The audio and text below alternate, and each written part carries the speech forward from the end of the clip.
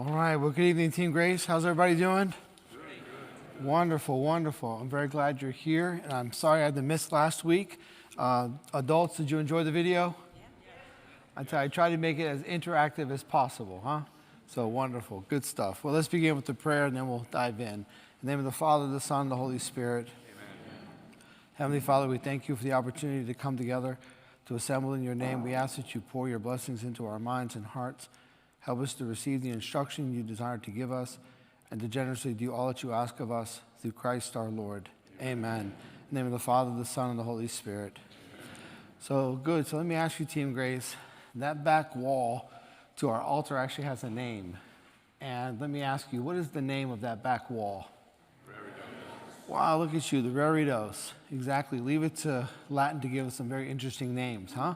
So the reredos. What about the center of our worship, what appears to be a gold box? What is that? Tabernacle. The tabernacle. Good. And remember, that's actually borrowing a term from the Old Testament. So the tabernacle in the Old Testament was a series of tents that surrounded the Holy of Holies, the presence of God on earth. So in the New Covenant, we took that Old Testament title and we applied it here. So the tabernacle still holds the presence of God. So we know the Blessed Sacrament rests in the tabernacle, the presence of God here in our midst. What about those red things on the left and right? What are those called? Sanctuary lamps, exactly. And whenever those are burning, you know who is present. Exactly. So if you walked into the church and the lamps were extinguished and the tabernacle door is open, it means the Blessed Sacrament is not here. Sometimes we do that when we have a speaker come, especially if they're going to be talking about something more generally or broad, then we have the tabernacle, the Blessed Sacrament is removed. Why is it red? Why are the sanctuary lamps red? Can someone help me with that? Let me see someone. Let me see a hand. Yes, why? How do you tell someone no? Okay. Why is it red? Why is it red? Exactly, it represents our hearts, the hearts of the Lord's disciples, that our hearts are always before him. So even as we have to go and take care of our business and take care of our affairs and fulfill our duties in the midst of the world, nevertheless, our hearts always are there before the Lord. Well, let me add another one. This one's easier, and that's just the structure that's right in front of us. And of course, we call that an altar. What is that called? It's not a communion table. It's an altar, because on an altar you offer what? Sacrifice, exactly. So even the names help us to understand what happens. So in the Catholic Church, we know that the Mass is the representation of the sacrifice of Jesus Christ. It's not a communion table. In the Protestant traditions, they call it a communion table. Nuh-uh, not here. That's an altar because we're offering sacrifice, exactly. So we have an altar. So far, so good? Does it help to know some of the things that we look at every week? And I wanted to take advantage of this opportunity while we're all together in order to learn these things, because this is a part of our Catholic tradition. You know, it's very sad. The more and more I look, and there are so many of our own who don't even know our traditions. They don't know our sacred prayers. They don't know our sacred belongings. They don't know our history. And then they say they're Catholic, but they don't even know what that means. Well, I received the sacraments. Well, if you receive the sacraments and you don't know the community and the tradition that surrounds them, why do you think those sacraments are received? Those sacraments are received so we have the grace of God in order to be a part of this way, of this tradition, right? And of course, part of that means you have to understand it. So with that, let's turn to our sacred song. Go and get out your missals. And high schoolers especially, next week you're going to lead us next week. Don't worry, you're going to practice during your class today. So make sure you get out your missals. I believe it's page 46 or so. Everybody stand up. And this is one of our sacred songs, the O Salutaris. And we want to make sure that everyone is comfortable with this. We get to sing this beautiful song this evening. O Salutaris.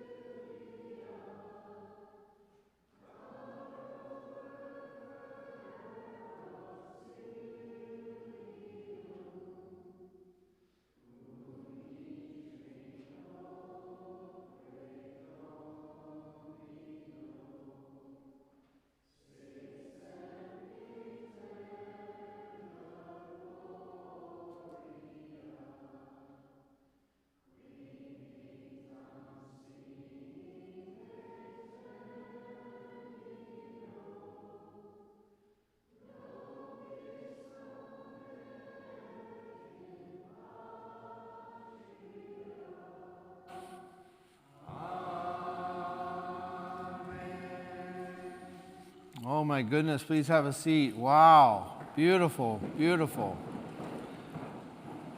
Excellent. As I mentioned, I've spoken with the leadership, and we're going to have our high schoolers help us next week to really lead the Osalataris, because especially to our high schoolers, but to all the young people, you are the young church of today, and you are our future tomorrow. And if we do not pass on our sacred prayers and our understanding of our sacred place and our understanding of God and the revelations of God, then we are a people without vision. And the scriptures tell us that people without vision are people that are dead. So this is very important. So to our high schoolers, I really want, especially for you to understand this beautiful tradition that you've been baptized into. All right, well, let's see. Why don't we have our youngest, our second and third grade, go and stand up. We're going to bow to the Lord. There we go. And you can head off to class. God bless you. And our third and fourth graders, you can go and stand up. And we're going to give a bow to the Lord. And you can head off to class. God bless you. All right, our middle schoolers, you can go and stand up. And give a bow to the Lord. And you can head to class. Have a good class. God bless you.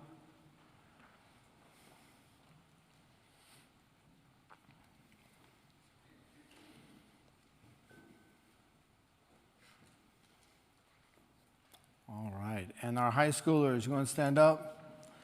Let me ask our high schoolers, how many of you are upperclassmen, juniors and seniors? All right, things are getting real. I was just speaking with a set of parents this past week, and their child went off to college and they've abandoned the faith. College is dangerous. If our young people are not prepared, they will lose the faith. Everything will be against you as people of faith, as young people of faith.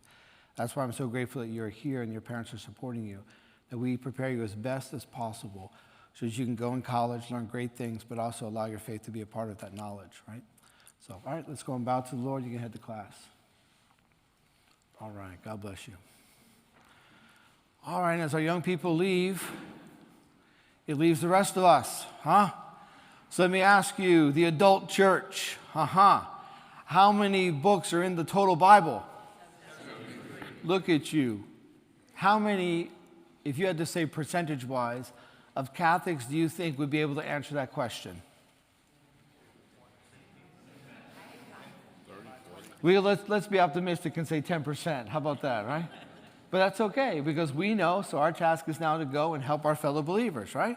So our knowledge isn't for self-righteousness. Our knowledge actually calls us to greater service, right? So we can help those who might not know. So we can say, let me tell you about the Bible. So how many books in the Bible? How many books in the Old Testament? How many in the New Testament? Which means if you want to know the base storyline of salvation, you have to read 73 books. Is that correct? Whoa, excuse me. Back it up, back it up.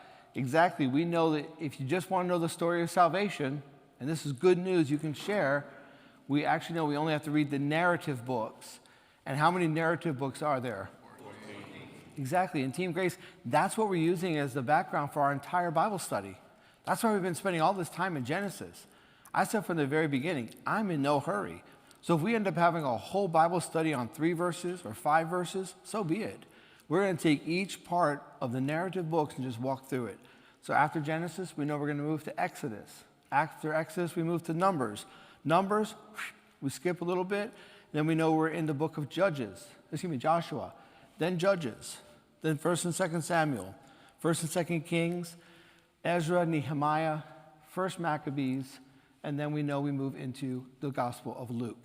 And if you want to add a 15th narrative book, you can add the book of Revelation, right? So the 14 narrative books parallel and compare to the epochs in salvation history, so time periods. How many time periods are there in salvation history? 12, exactly. Man, you guys are so impressive. So impressive. Let me ask you, how many of those time periods are in the book of Genesis? Two, exactly. What's that first part? Early world or prehistory, right? Normally in our settings, you would just say early world. Prehistory is a little more academic. We can just say early world for simplicity. So what's the first epoch? Early world. Early world, that's Genesis 1 through 11. That's all the famous stories that we're accustomed to hearing. The Tower of Babel, the Noah and the Great Flood, and so on. And the Catechism of the Catholic Church tells us that the first part of salvation history, Genesis 1 to 11, uses figurative language. It means we don't know what's literal and what's not. That's very important for you because oftentimes that first part of salvation history, Genesis chapters 1 through 11, can be thrown in your face, right? Oh, did you really believe in this? And so actually, our tradition has always held, and we received this from the Jewish tradition of 5,000 years before us, that this has never been literal. We don't know what's literal. We know it's early world. It's before history. That's why we have that other term, prehistory. History wasn't written down. We don't know. So the first epoch of salvation history was what? The second, patriarchs. That's Genesis 12 to 50. That's the second whole part of the book of Genesis. And that's a major part and an essential part of salvation history. We really have to understand the time of the patriarchs. What does the word patriarch mean? Exactly, great father. Remember, the word grandfather isn't in the scriptures. We get grandfather from the German language, right? So in the scriptures, grandfather is patriarch. When we speak of the patriarchs, we're talking about specific men that were chosen by God to be the great fathers or the high fathers or the grandfathers of God's people. Now, for catechetical purposes, we usually say that there are how many patriarchs? Four. Now, again, the term is used broadly. We can actually rightly speak of the 12 patriarchs of Israel, or the 12 sons of Jacob. We'll hear that, especially in the New Testament. So if you hear the 12 patriarchs, that goes with what we're saying. We say 4 patriarchs just to give ourselves bullet points so we can understand and remember aspects of salvation history. Make sense? So it's not exclusive, it's just a teaching device that we're using to help ourselves. Make sense? So with that said, who is the first patriarch? Abraham, which is why in our tradition, whenever we speak of Abraham, we address him as what? Father Abraham. Our Lord addressed him as such, and we do as well. In the Mass, the first Eucharistic prayer, Abraham, our father in faith. When we speak of him, we speak of Father Abraham. Pretty awesome. Who's the second patriarch? Let's see if you guys remember this. What does his name mean in Hebrew? What does Isaac mean in Hebrew? Laughter, right? And that was because when God told Abraham and Sarah that they were going to have a son, they were old, right? St. Paul later in the New Testament will speak of Abraham, Father Abraham, and say, a man who was half dead, right? So, okay, it's like Paul, tone it down, right? The guy's got feelings, all right, okay? But they laughed because they were so old. They're like, what is he talking about? And they laughed. And God said, okay, you think this funny? When you have this son, I want you to call him Laughter. But of course, we can also see that the fulfillment of God's promise brings laughter, it brings joy, right? Okay, who's the third patriarch? Jacob. He's the big one. He's the focus of the patriarchal period. And Jacob is renamed by God. He gets a new name. And what is his new name? Israel. So we know Jacob means heel. More colloquially, it means liar. Israel means God is strong, God is victorious, God heals. Israel is actually very difficult to translate. And we will have scholars argue until the Lord returns in glory in terms of what is the exact translation. But basically, Jacob got a better name, right? So from liar to something like God is victorious, God heals, God is strong, and so on. Okay, who's the fourth patriarch? Judah. And we heard about him last week, huh? God's got issues, doesn't he? You can see why Joseph just wasn't sure about what was going on in terms of what's happening in Judah's life. So we have that fourth patriarch, Judah. What was unique about Judah in terms of his line, his lineage from Jacob? What was unique about him? Exactly, Tom. He was not the firstborn. Judah was actually what in the line? Fourth. So Reuben, by the way, I just thought of Reuben the other day. I had a Reuben sandwich, which I really don't like. Charity demanded that I eat it. So I was like, right? But I thought about Reuben. I was like, Father Patriarch Reuben, like just pray for us, right? So Reuben, why did he not get the blessing? He mocked his father, Right. He disrespected his father. He slept with his father's mistress, who was one of the 4 women who gave us the patriarchs, right? So he disrespected the holder of the covenant. He could not receive the blessing. Then we have Simeon and Levi. Why couldn't they receive the blessing? They broke a covenant. And then their sister Dana was violated. They made a false covenant. They violated the covenant, and they slaughtered the men in whom they had made a covenant. According to the law at that time, the moral law, the tradition of Abraham, Simeon and Levi should have been split from their head to their crotch, right? Because when you violate a covenant, you rip what is one. You rip in two what is one. So they should have been ripped in two. Their father showed mercy and allowed them to live, but they could not hold the covenant, the blessing, because they violated a covenant, right? God takes covenant very seriously. So that's how we get to Judah, the 4th born. And again, he's a work in progress, isn't he? We saw some really terrible things with Judah. The scriptures are going to rely on us to know the story of Judah in chapter 38 as we walk together through chapter 39. So they're going to be almost paralleling the life of Judah with the life of Joseph. So far, so good? All right, make sure we covered everything. Oh, let me just ask this. In terms of the Old Testament books, how many major parts are there of the Old Testament? 4. And what's the first part? Pentateuch. The second? The historical books. Third? Wisdom. The fourth? Good. How many books are in the Pentateuch? How many in the historical books?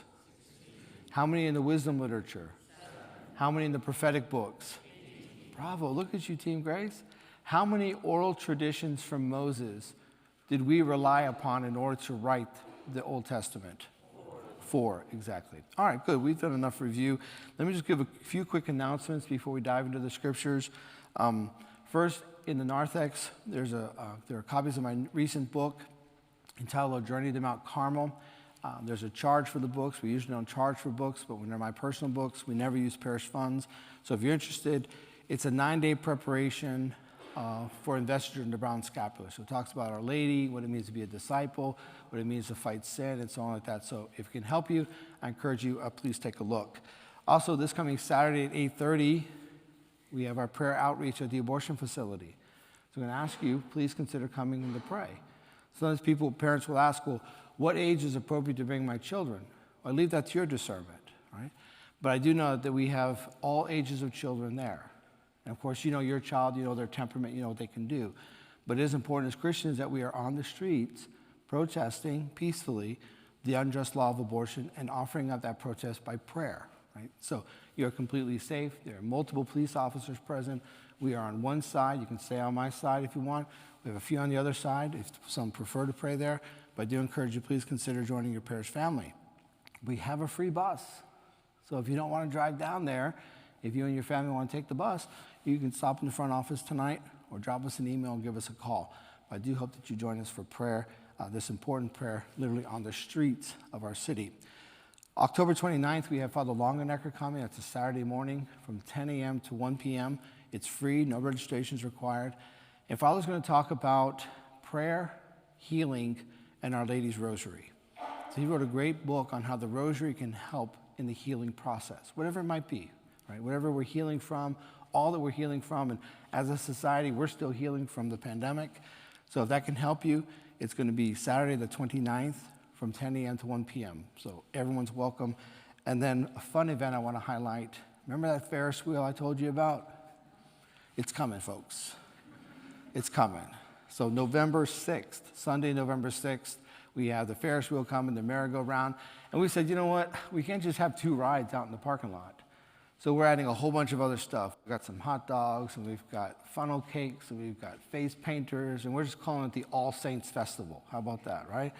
So that's Sunday, November 6th, around 12:30. So I hope that you and your families can come. Remember, it's all free. We don't use our fellowship for fundraising here at Our Lady of Grace. We rely on your tithe. Many of you obeyed the tithe. Because of that, we're able to do these things. So you can come, bring your friends, bring your neighbors. Say, why don't you come to my church? We're having our November festival. Why don't you come? So I hope that everybody can join us. It's going to be a fun day. All right, with that, let's turn to Genesis chapter 39. We've got an interesting scenario here. So again, we are expected from the human author, from the narrative, we are expected to remember chapter 38 in the story of Judah. Because remember, they're paralleling the two.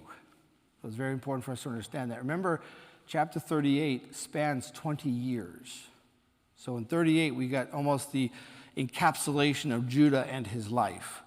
So as we're going through the story of Joseph, which we get, of course, in a more extended presentation, that we want to draw those parallels. And I'll be helping you to do that this evening in terms of compare, contrast between Joseph and Judah. All right, so let's go to verse 1. So chapter 39, for our new Bible readers, the chapter is the large, oftentimes bold number. Genesis, of course, is the first book of the Bible. I do encourage you, and if you forgot tonight, we've all been there, but I do encourage you, please bring a Bible. I want you in your hands. I know sometimes people use their phones, but I want you the Bible in your hand, right? So I recommend that, encourage that. All right, Genesis chapter 39, verse 1. It reads, "Now Joseph was taken down to Egypt, and Potiphar, an officer of Pharaoh, the captain of the guard, an Egyptian, bought him from the Ishmaelites who had brought him down there." All right, so first of all, it's interesting that a man of Potiphar's stature would simply be referred to in this passage as an Egyptian. So it's almost derogatory. So we see already the sacred author is preparing something for us, right? So-and-so and so-and-so, captain of the guard, an Egyptian. Right? Now, just so we don't forget that, go to verse 14. If you jump ahead to verse 14, you'll see it reads, "She called to the men of her household and said to them, 'See, he has brought among us a Hebrew to insult us.'" So Potiphar at the beginning is referred to as an Egyptian, and then later we know that Joseph will be stripped even of his name and will be simply referred to as a Hebrew, right?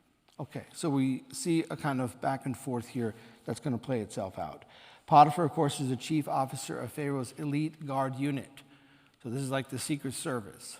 So he's the director of the Secret Service, someone very close to Pharaoh, very prominent to the Pharaoh.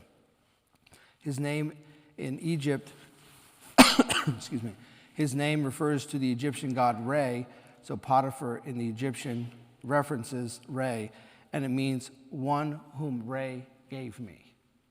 So his name means that the god, this false god of Egypt, has given this person to his parents. Of course, it's interesting that Potiphar's name will mean that, one whom Re has given to me, because we will be told throughout chapter 39 that Joseph has been sent by God, God is with Joseph, and we could say Joseph has been given to Potiphar, right? So interesting there play on his name. All right, let's go to verse 2. "The Lord was with Joseph, and he became a successful man, and he was in the house of his master, the Egyptian." So again, here we see Potiphar, the Egyptian, right? Okay, there's a lot here. Why right away at the beginning of 39? Because remember, this is picking up from 37. So we have 37 to 39. So why would we be told right at the beginning that the Lord is with Joseph? So remember the end of 37. Why would we now be told that God is with Joseph? So we know that he's been sold into slavery. We know that he's not with his family. He's not in his homeland, right? So he's alone. And we might be led to believe that he's all by himself, that Joseph has no one. But the sacred author is very quick to tell us, no. The Lord was with Joseph. And we are going to hear that frequently in chapter 39, aren't we? So the fact that the Lord is with Joseph and the Lord has blessed Joseph and Joseph was successful is going to see and play prominently in chapter 39. Okay. So the Lord God brings success to Joseph in Egypt and prepares all of his undertakings. Joseph is becoming an effective leader and an administrator, and it's being recognized. So we'll see it here. Potiphar recognizes it, and then even when he's thrown in jail, the warden recognizes it, right? So he is an effective leader and an administrator. Now, let's compare and contrast that with Judah. Judah loses his wife, goes supposedly to check on his flocks, but is literally out whoring around, isn't he? He's not paying attention. He's not being attentive. He is a weak administrator. So compare, contrast Judah, who's supposed to be grieving his wife and taking care of his property and his estate, and instead we see he's doing other things, right? And compare that to Joseph, who actually is being very attentive, and people are beginning to recognize his talents and abilities. All right, let's go to verse 3. And his master saw that the Lord was with him. Again, we're going to see this throughout chapter 39. And that the Lord caused all that he did to prosper in his hands. That's pretty powerful. And we're going to see that continue. Again, the same theme we're going to see emphasized. Verse 4. So Joseph found favor in his sight and attended him, and he made him overseer of his house and put him in charge of all that he had. So that is a huge deal, surprisingly actually, completely out of the ordinary, that the leader of the Pharaoh's elite guard is entrusting a foreigner, a slave, with the total care of his estate. So again, that just shows us how revered and how good Joseph was. The term overseer is important because later when that's translated to Greek, what does that mean? Bishop. Bishop simply means overseer. Right? So the one who has care of another's household. Helps us understand what the bishop's about, right? He has care of God's people, of God's house, right? So Joseph is called overseer. His authority over the palace and possessions of Potiphar anticipate his oversight of the royal prison. We're going to see at the end of 39, when he is, of course, thrown in prison falsely. And then ultimately his exaltation and his leadership over the entire kingdom of Egypt, which we'll see in chapter 41, when Pharaoh begins to recognize Joseph's abilities. So this now is a young man. Remember, he was 17 when he was sold into slavery. He's perhaps now some 18 or 19 years old, perhaps a little older, and he's being recognized for his leadership and his administration. He's being given huge responsibilities. And these will continue to grow in spite of slander and attacks against him. All right. Let me see. Let's go to, verse 6 through 18. This whole segment is going to be very important. I'm just going to read through and then go back. Verse 5, and so we'll pick up with 5. From the time that he made him overseer in his house and over all that he had, the Lord blessed the Egyptian's house for Joseph's sake. The blessing of the Lord was upon all that he had in house and field. So he left all that he had in Joseph's charge, and having him, he had no concern for anything but the food which he ate. Now Joseph was handsome and good-looking, and after a time his master's wife cast her eyes upon Joseph and said, "Lie with me." But he refused and said to his master's wife, "Behold, having me, my master has no concern about anything in the house, and he has put everything that he has in my hand. He is not greater in this house than I am, nor has he kept back anything from me except yourself, because you are his wife. How then can I do this great wickedness and sin against God?" And although she spoke to Joseph day after day, he would not listen to her, to lie with her or to be with her. But one day when he went into the house to do his work, and none of the men of the house was there in the house, she caught him by his garment, saying, "Lie with me." But he left his garment in her hand and fled and got out of the house. And when she saw that he had left his garment in her hand and that he had fled out of the house, she called to the men of her household and said to them, "See, he has brought among us a Hebrew to insult us. He came in to me to lie with me, and I cried out with a loud voice. And when he heard that, I lifted up my voice and cried. He left his garment with me and fled and got out of the house." Then she laid up his garment by her until his master came home. All right, let me read 17 and 18. And she told him the same story, saying, "The Hebrew servant whom you have brought among us came in to me to insult me.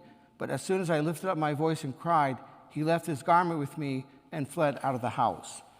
All right, so we see that Potiphar's wife obviously has the hots for Joseph and tries multiple times to seduce him.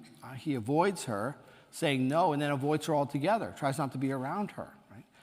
But then, of course, we know that in the third attempt, she strips him of his garments, and he's left naked, and he actually runs from her. And then she realizes she has his garments, so she calls for the men, the servants of the house, and then calls for her husband. Her husband arrives. She repeats and says that he came in and tried to assault her, tried to rape her. And so she is actually projecting upon Joseph what she herself had done. And of course, Potiphar is going to be forced to action. But let's go over some of these verses. First, what's interesting is that if we see there in verse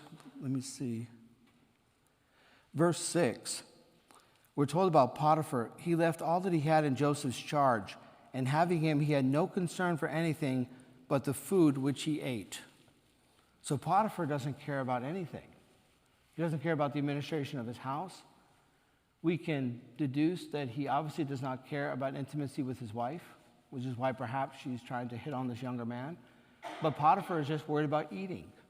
Because of that, oftentimes when depictions are made of Potiphar, we see him as an obese man, right? So he's the leader of the guard, but he wasn't one of the guards. You think he was out there running along Pharaoh's chariot? No, he was making sure other people did. So we know he was a very comfortable person. He got used to that comfort, and we see here he's only worried about food. Okay. Do you notice also that Potiphar's wife is not named? Now, it's very interesting in that because while admittedly women were not given huge attention in the ancient world and even in the scriptures, normally at least a woman would have been named. So, for example, we see Tamar is named, we see that Dana is named, but Potiphar's wife is not named.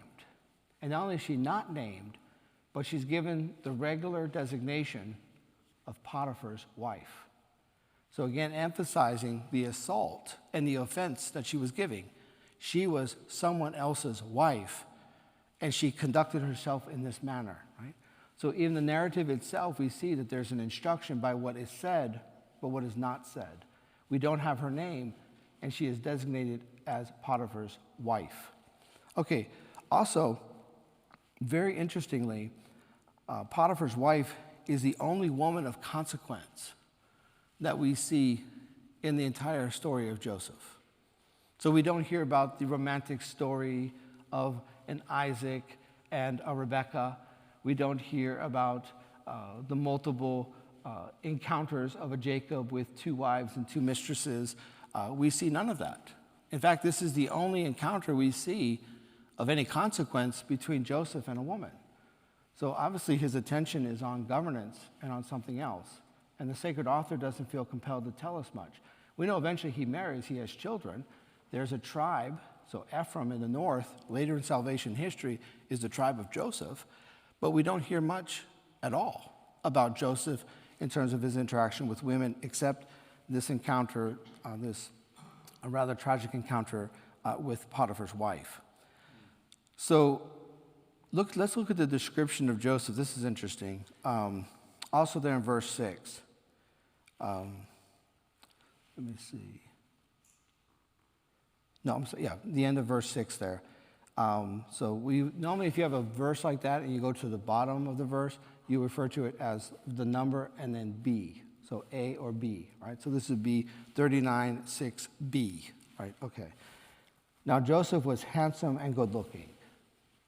Now, what's interesting is, let's flip back to chapter 29 in Genesis.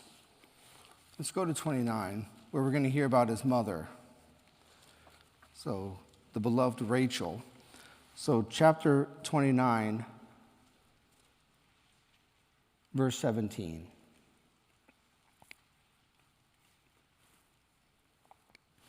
So, chapter 29, verse 17, it reads, Leah's eyes were weak, but Rachel was beautiful and lovely.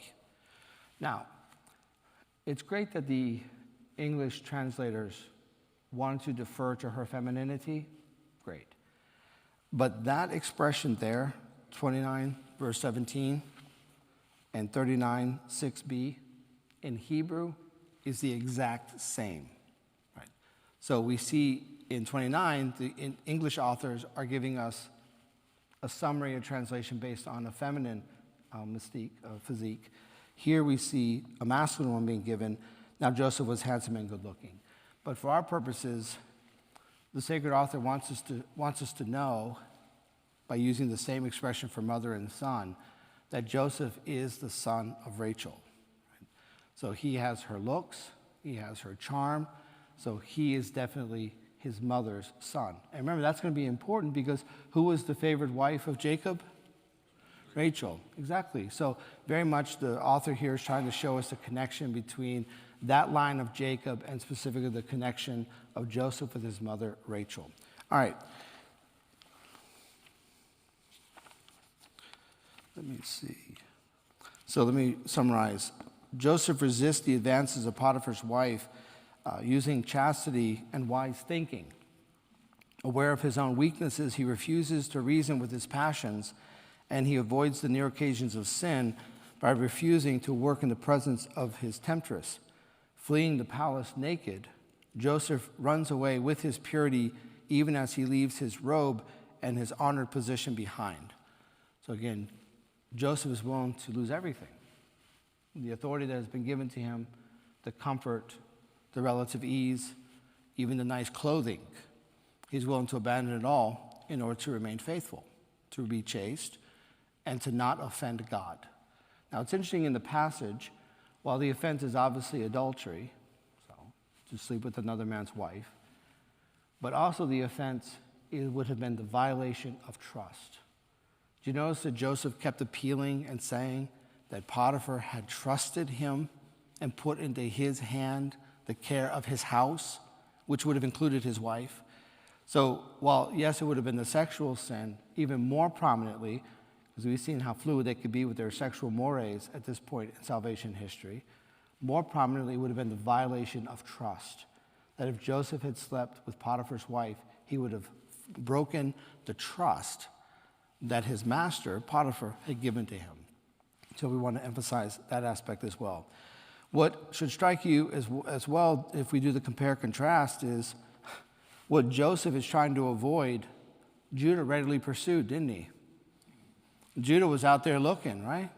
In fact, that rather blunt expression that we hear from Potiphar's wife, let's see if we can find that. Verse 7, she says to him, "Lie with me." In Hebrew, it's even more vulgar. In fact, you can fill in the blanks in terms of vulgarity, right? It's almost the exact expression that Judah says to Tamar. It's violent, it's abrupt, it's lacking any class or civility. It's a command and it's aggressive. It is definitely harassment, right? So it's interesting, here's Joseph, who is the recipient of the sexual harassment and the violence that Judah is imposing upon Tamar. So Judah is the aggressor, Joseph is the victim. And Joseph's not going to put up with that. So we see this compare-contrast between the vice of Judah and the virtue of Joseph. Also, what immediately stands out is the garment. You think that Joseph would just walk around naked. He does not do well with garments, does he? Right? This is the second time that he has now had his garment stripped from him. The second time that it has led to him into some type of imprisonment, right?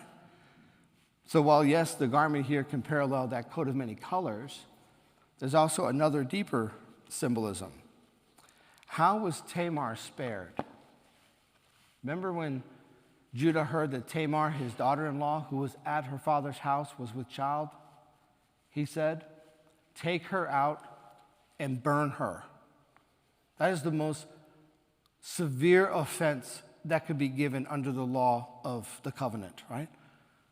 Burn her. How's Tamar spared? Do you remember? She had 3 things from Judah. She had a cloak, or I'm sorry, the goat, the kid. Oh, not yet. The kid comes later. Yeah.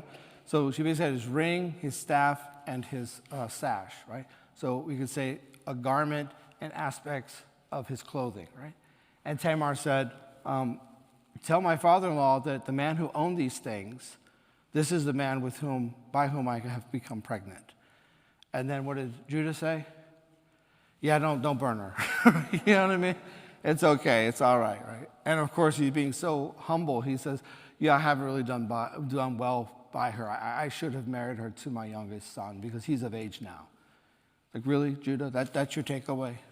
Everything else, that's what you're going to focus on, right?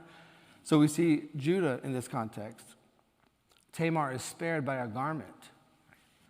Here we see Joseph is going to be condemned by a garment. But again, the interplay for us to make the connection between Joseph and Tamar is clear. The authors want us to understand and to see that one is living the life of righteousness, and because of that, there's going to be victimhood that comes with virtue. So Joseph is the victim who's now being assaulted by Potiphar's wife, whereas Judah is the aggressor who is causing harm to his own daughter-in-law that he thinks is some harlot. So again, the compare-contrast between these two. And we want to keep in our minds that compacted chapter 38 of Judah. Because again, we get one chapter of Judah, but it's 20 years. So as we go through our Bible study, we're going to try to draw compare-contrast because the sacred author would want us to do that. All right, let's see. One interesting part is that the wife assumes an authority over Joseph. Because Joseph is a Hebrew, Joseph is a slave. But what she doesn't realize is that Joseph is the overseer of her husband's house, which at that time meant that they were actually equals. So she could not give him a command. She could go to her husband, who could give him a command, but she had no authority to command him to do anything, let alone something that would offend the trust between Joseph and Potiphar. So the woman is misplaced. She is trying to claim an authority, a power, in order to commit an act of aggression, an authority she does not have. And of course, Joseph, to see his humility, Joseph doesn't appeal to that. Joseph could have said, you have no authority in this place, and go. She could have had the servants take her to her room. Right? But instead, we see his response is one of trust, loyalty, virtue. He's not going to try to play power against power. Because when we play power against power, everyone loses, right? So if you take an eye for an eye, we end up in a blind world, right? And that's important for us sometimes. We try to fight evil with evil. Can't do it. Because we are always the closest to evil when we're fighting it. Which means when we're fighting evil, we have to make sure that we retain our virtue. Otherwise, we become no different than the evil that we're fighting. So Joseph's not going to engage with Potiphar's wife on her terms. And instead, there's going to be this appeal to virtue, to the trust that Potiphar has given to him, and implicitly he's reminding her, this man's wife, of the trust that Potiphar has given to her. And so again, we see Joseph, a reflection of Joseph's virtue. And just to emphasize, if I haven't said it enough, doesn't Potiphar's wife sound a lot like Judah in chapter 38? It's like, wow, this is literally two bodies with one soul, right? And of course, we want to see that compare contrast. All right, let's pick back up verse 18.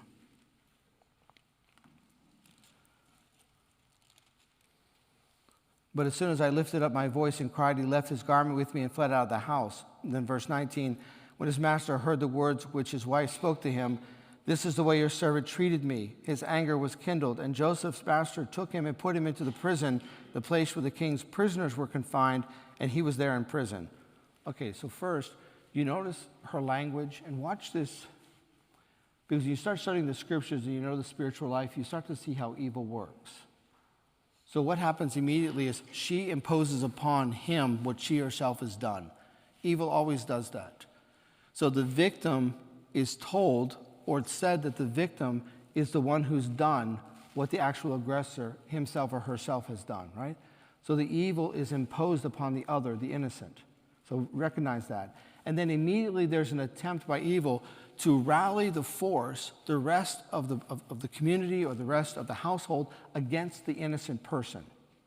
So notice that here Potiphar's wife says, the slave you brought here, your slave, you have brought him into my house. So now suddenly the whole house is watching Potiphar. And the woman is saying, you have brought this Hebrew into this house. So now everyone becomes an accomplice.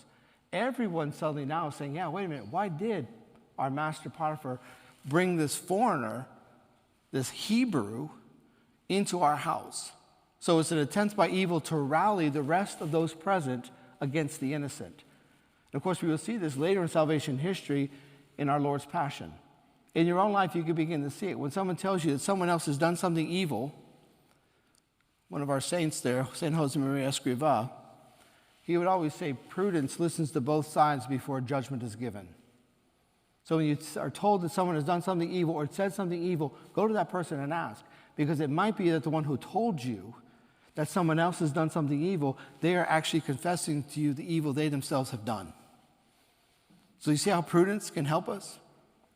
And of course, once evil begins to realize, wait a minute, someone might be onto me, they rally forces. That's when you get this, well, I talk to a lot of people, and I get this a lot in the parish. I spoke to a lot of people, and they say, who? Who? Who's a lot of people? Who have you spoken to? Can I get some names? Well, they don't want their names listed. Then you probably shouldn't voice their opinions, huh? Because you can let them know they can come talk to me. Right? You see how evil works? It hides behind illusion and the impression of majority. Here we see it in Potiphar's wife. She wants to rally the whole house against Joseph, and she's successful. To the point where Potiphar is angered, and he feels like he has to do something. But listen, and watch what he does. Because he tells us something by his actions that he cannot voice with his words. Where does he put Joseph? Look at where he says, verse 20. And Joseph's master took him and put him into the prison, the place where the king's prisoners were confined, and he was there in prison. That's like going to low minimum security prisons with tennis courts and swimming pools in contemporary times, right? So basically, Potiphar put him in the nicest, like where the king's prisoners, the political prisoners would be kept. So it was a clear sign that Potiphar's not believing this. Because at that time, if that had been true, this man, a foreigner, in the house, attempted to rape the wife of the master of the house, let me tell you, he would have had his head cut off and he would have been burned if the master had believed. Right? So Potiphar's actions show us that he knows something about his wife, and he probably suspects something about what's being recounted, because he gives Joseph a pretty light sentence. He puts him with the king's own prisoners.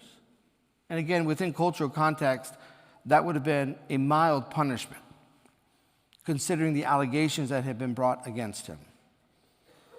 All right, and then let's conclude. But the Lord was with Joseph and showed him mercy and gave him favor in the sight of the keeper of the prison. And the keeper of the prison committed to Joseph's care all the prisoners who were in prison, and whatever was done there, he was the doer of it. The keeper of the prison paid no heed to anything that was in Joseph's care, because the Lord was with him, and whatever he did, the Lord made it prosper. Can you imagine what Potiphar's wife must have thought about that? We don't hear anything else about her, by the way. But imagine that. She does all this. She tries to sabotage this young man, claims that he has attempted rape, which normally would have been his life. She ostracizes him, makes it very clear that he's the foreigner, he's the slave. He had no appeal. And it was only his master's disguised justice that allowed this young man to live. And when he's sent into the king's prison, he begins to prosper again. He was basically the second lord of Potiphar's house, the chief of Pharaoh's own security. And now he becomes basically the second in command under the warden in the king's own prison. You just can't keep Joseph down, can you? He's very successful, and we are told repeatedly throughout the chapter, he has this success because the Lord is with him.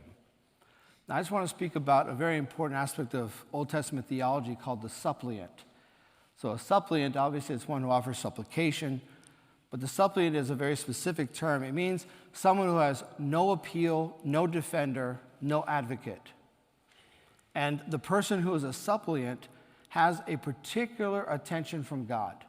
So more broadly, we speak of the widow and the orphan as the suppliants, so that God is going to particularly protect them. Later, the prophets will tell us that God is the father of every orphan and the protector of every widow. So if you offend a widow or an orphan, you have offended God himself, and vengeance will be swift. Right? Here, Joseph is definitely a suppliant. He's outside of the promised land. He's away from his family. He has no appeal, no protector, no advocate. He has nothing. He is standing before God as a suppliant.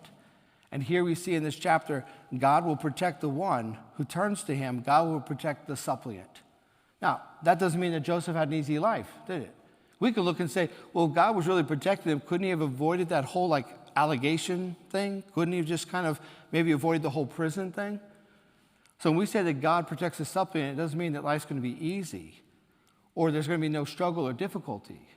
What it means is that God will be with them. So we can say in New Testament terms, it's not that God will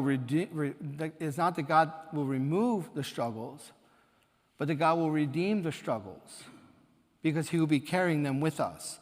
And the suppliant in particular, God is close to them because they have no one else other than him. So as we see throughout the chapter, we are told the Lord was with Joseph, the Lord was with Joseph, the Lord blessed Joseph. Everything that was in Joseph's hand prospered. So far, so good. Well, the story thickens, friends. Next week, we're going to continue. So basically, chapters 39 to 41, we get to see the story of Joseph's rise to power. So next week, we're going to start chapter 40. Okay? Any questions? We have a few minutes. Yes, Tom? Is it significant that verses 17 and 18, we don't find Joseph even trying to deny that it happened? He doesn't seem to say anything, he just accepts it. Yes. So Tom's point is, well, we don't see a Joseph trying to defend himself or argue against it. And truth be told, he's not even given an opportunity. Now, it could have been that Potiphar did not have trial because it could have gone badly for him. Because remember, Potiphar would have had to retain a certain aspect of his public face because he was so closely associated with Pharaoh. So it's possible that Potiphar avoided all of that and just put Joseph in prison because if he had gone to trial, and Joseph may have defended himself or not, Potiphar would have had to take his life because he would not have been able to tolerate even the accusation of an offense to his wife because of his position in Egypt. So even the avoidance of a trial in this case was most likely an act of justice. So, yeah, Scott, do you have one? Oh, I'm sorry, no. No? Yeah, you said he put him in prison, the king's prisoners. Yep. Can you explain that? Sure, in cultural context, that's basically usually where the political prisoners went. So if you upset the king, like you're the king's brother and you annoyed him, he put you in the king's prison. Or you were a noble who didn't pay your taxes, and you've got the king's prisons. You were basically retained, but it'd be the equivalent of these no security prisons we see where like the CEOs of companies are sent to where they can still play tennis and go swimming and they're supposedly in prison, right? That would have been the equivalent. This would have been a very nice prison to be sent to, so, the king's prison. So. Anyone else? Yes, Fran?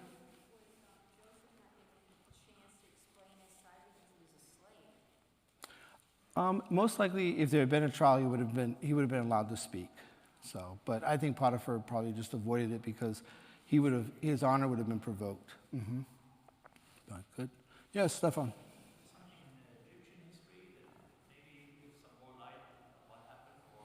Oh, I wish.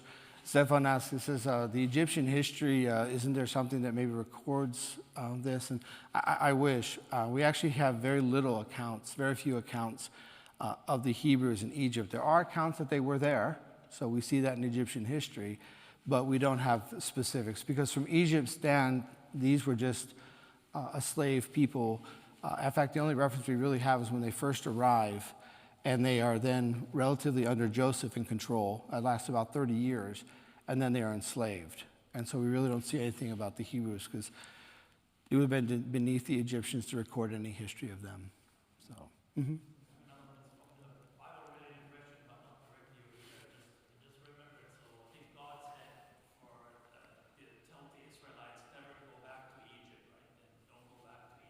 Yes. But then it was interesting, the angel of the Lord told Mary and Joseph in a dream. Yes. Yep. Yep. So Stephan says, after their liberation, God tells his people, don't ever go to Egypt again. And then in the New Testament, God tells Joseph to flee, and Joseph, of course, goes to Egypt. The reason why that is in Jewish theology, all of salvation history is contained in Abraham. And that's fulfilled then in Jesus Christ. So all of salvation history is contained in Jesus Christ. And by prophecy, we know that the Son, the Messiah, would have had to go to Egypt. So the whole of salvation history would be fulfilled in him. So in that case, there was a specific reason why. It was actually the fulfillment of that command and later prophecy of why the Messiah had to be in Egypt. Mm-hmm. One more? Oh, yes, I'm sorry, Bill? With this side-by-side of Judah and Joseph, it seems like we're making an argument for Joseph to be a patriarch as opposed to Judah. Mm-hmm. It seems pretty terrible. Yep. So if we look at the term patriarch broadly, both are patriarchs, but in terms of who gets the promise. And basically, we're giving this compare-contrast because later in an interaction between Joseph and Judah will not know that it's Joseph. There's an interaction between the two, and Joseph is basically discerning where Judah is. And it's very possible that if Judah had given the wrong answer, Judah may have lost his life. And Joseph would not have felt comfortable allowing him to lead the family. So remember, this is where I kind of gave you the sneak peek that, Judah was the one who sold, basically said, let's sell our brother into slavery. Fast forward, Benjamin is brought, and there's a whole back and forth on how Benjamin gets there. And then Joseph sets it up where it looks like Benjamin and the brothers have stolen something. And so he says he's going to keep Benjamin. Now remember, they don't know it's their brother. So he says he's going to keep Benjamin. And he's watching to see what Judah does. And Judah says, I'll take the boy's place. Let him go home, right? So both Joseph and we see that Judah has changed, right? Because he's willing to stay in prison for the rest of his life in order for his younger brother to go home. And that's when Joseph reveals himself, the famous, I am Joseph, your brother. That happens after this exchange. So if Judah said, well, good, keep Benjamin. We don't care. We're going back home, and we're going to live high on the hog. It's possible that Judah would not have been respected or given the authority over the family, and Judah probably would have lost his life. So that's why the whole story of Joseph, the context, is really the story of Judah. That Judah is being prepared, and Joseph will cede and accept Judah's authority as the head of the family, which he will do. So in Genesis 49, as Jacob is brought to Egypt, he will then give blessings, and he will say, the scepter shall not pass from Judah. Judah has the lion's whelp, the lion's roar, right? So Israel will solidify, Jacob Israel will solidify what the two brothers really have already worked out.